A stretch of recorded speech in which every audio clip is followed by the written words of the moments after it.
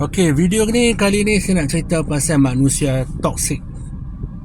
Manusia toksik Manusia toksik macam kalau kita kawan dengan dia, kita duduk dekat dia, dia akan mengata kita, dia akan perli kita, dia akan hina kita.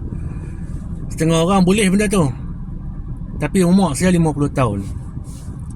Saya so far berjaya lah buang daripada hidup saya manusia-manusia yang toksik. Apa maksud manusia toksik? Manusia-manusia yang tak hormat kita. Kalau orang tak hormat kita, tak payah kita kawan dengan mereka.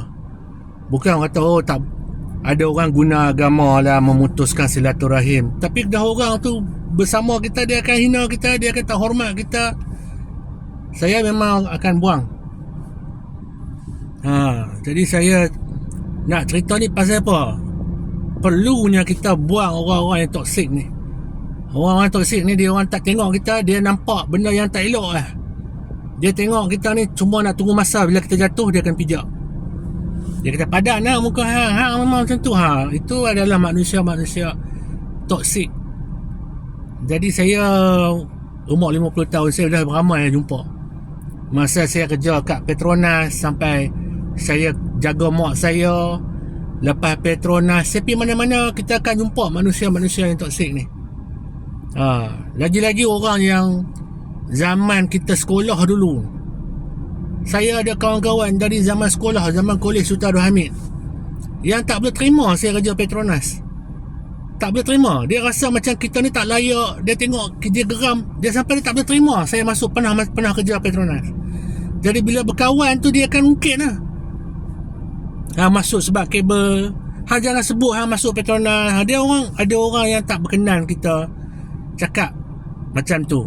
Dia tak berkenan kita kerja Petronas, pernah kerja ke, sebab dia tak boleh masuk dalam otak dia. Dia tak boleh, kita ni hidup kita zaman moden. Ada seorang hamba Allah ni pernah kata saya, sudah tak usah cerita pasal zaman Petronas tu. Tak usah cerita pasal zaman Petronas. Sampai tahap tu. Tapi dia cerita pasal dia punya benda-benda merapu, belajar badi suci lah, belajar setiap ilmu dalam dunia ni dah belajar.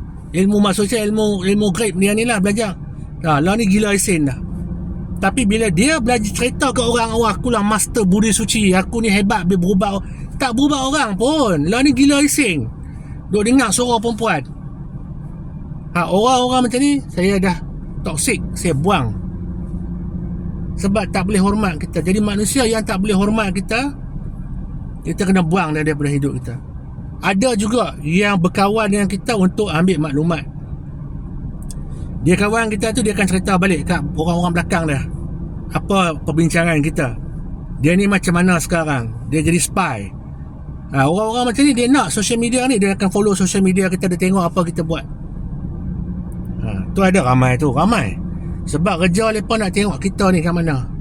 So kerja, tugas kita pula dah jaga keselamatan diri kita. Kita kena jauhkan, hindari diri kita daripada mereka melalui tutup, private kan social media kita. Dia ambil tahu semua ni, ada orang macam tu. Sebab kalau kita rapat dengan dia, masa saya nak cerita macam ni lah, macam mana saya form benda ni, macam mana saya datang pada pemikiran macam ni. Mak saya pernah lumpuh, saya pernah berhenti kerja, jaga mak saya 7 tahun. Tak ada pun kawan-kawan kolej ke, yang kawan-kawan kita, kawan-kawan ni lah kolej ke Sultan Abdul Hamid, tak ada orang mai tanya kita. Ada yang tahu tu dia buat tak bantu kita pun. Ada. Tapi bila saya lepas saya jaga mak tu, saya boleh pergi masuk Petronas balik, bukan kabel lah. Bila kita masuk Petronas tu, semua nak add kita dalam WhatsApp group, nak jumpa kita, nak suruh kita beli insurans. Bila kita ada satu untuk mereka nak guna, mereka akan cari kita. Macam tu kita kawan. Saya dengar, saya tanya balik, masa aku jaga mak aku 7 tahun tu, orang pun tak nak tunjuk muka. Orang-orang macam ni, kita bubuh dalam satu hak ni. Last kali ni yang gila isin tu, yang last lah. Yang last saya kata orang ni saya kawan, sebab kita ingat kita berkawan dah lama daripada kecil. Tapi bila dia tak boleh terima kita, nak hina kita setiap jumpa, kita toksik ni, kita buang. Hidup kita grow up. I am growing up. Tinggal semua budak-budak kolej ni, saya tak 95% saya tolak dah. 95% saya tolak lah. Mereka tak pernah peduli pasal kita. Kita lepas tu jumpa nak hina kita, nak pilih kita, tak payah. Hidup saya lebih tenang tanpa mereka. Saya ada kawan-kawan saya daripada kerja-kerja yang lain saya jumpa masa saya hidup di KL berapa puluh tahun. Tak, saya tak ada kawan lain. Mereka ni tanpa mereka tu dia, tak payah. Kita bukan kita perangai negatif nak menolak semua orang, tapi bila kita menolak manusia toksik, takkan kita nak kawan juga dengan manusia toksik. Ni saya tanya adik-adik yang belajar kat universiti, kadang-kadang belajar kat sekolah menengah ke mana-mana. Kadang-kadang tu kita ni terpaksa berkawan sebab kita nak ada kawan. Saya pun masa masuk Petronas tu, kita tahu orang ni memang tak suka kita, tapi kita terpaksa berkawan sebab nak ada survive tu. Nak ada masuk dalam big smoking room ke apa, nak lepak dengan lepak. Kan? Kena berlakon juga. Boleh lah berlakon. Tapi berhati-hati dengan hati kita. Jangan share benda-benda yang terlebih-lebih.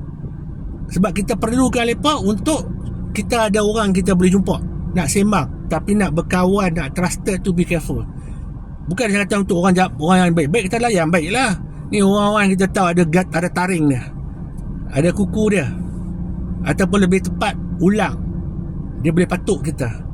Dia tunggu masa itu. Tu kita kata kawan dengan ulang ni berhati-hati. Ada orang suka berkawan dengan, ya, dia kawan, dia pergi kawan dengan artis, kawan dengan jutawan daripada ahli-ahli politik. Padahal dia tahu lepas ni ulang ni, lepas boleh patuk kita anytime, tapi kita nak berkawan. Takkan kita nak berkawan dengan ulang.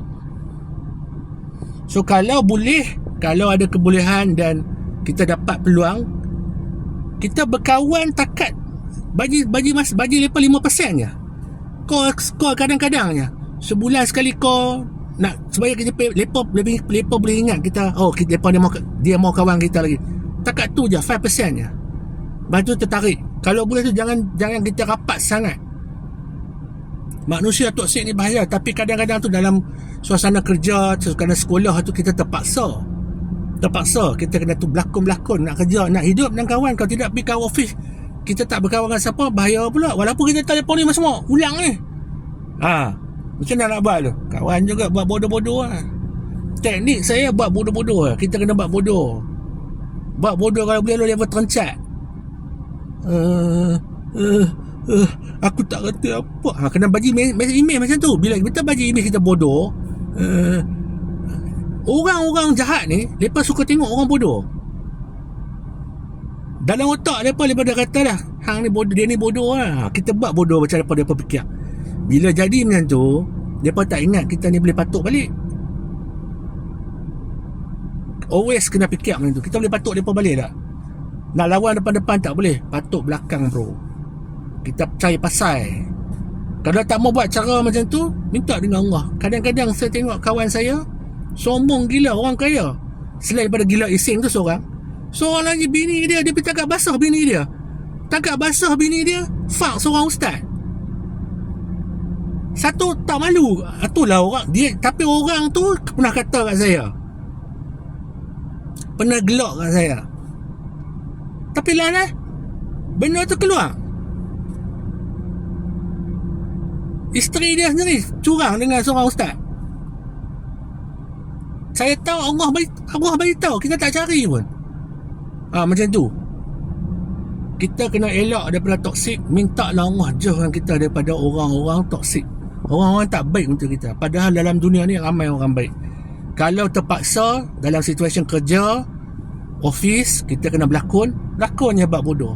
Tapi jangan cerita benda-benda yang rahsia untuk kita. Kita tahu mereka akan guna rahsia tu. Kalau boleh buat dua Facebook, satu untuk office, satu untuk kita simpan. Yang Facebook office tu kita tulis je benda-benda baik. Sama Instagram, tunjuk je benda-benda baik. Yang Instagram private kita, saya kahwin, saya tak cerita ke orang. Sampai tahap tu saya tak jemput siapa-siapa, saya tak cerita ke orang. Apa pun tak tahu, Allah saja tahu. Kan? Macam tu kita kena simpan rahsia. Sampai level kahwin pun orang tak tahu. Wallahualam.